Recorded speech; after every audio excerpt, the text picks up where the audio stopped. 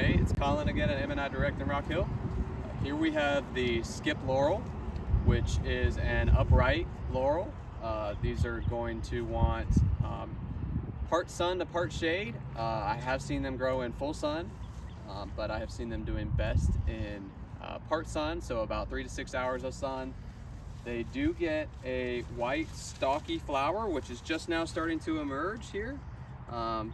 It's a little early, so the flowers are just starting to spike, but pollinators love this plant. It does have a slight fragrance to it as well. Some people like it, some people don't. They're going to mature at about 8 feet tall and stay relatively slender at about 4 feet wide.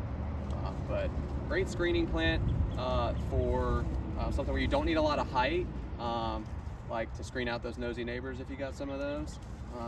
But it does not like being wet, so if you're working in a heavy clay environment, you definitely want to use a nice light soil conditioner when you amend for planting. So this is Skip Laurel in a 10-gallon container. They're really nice right now.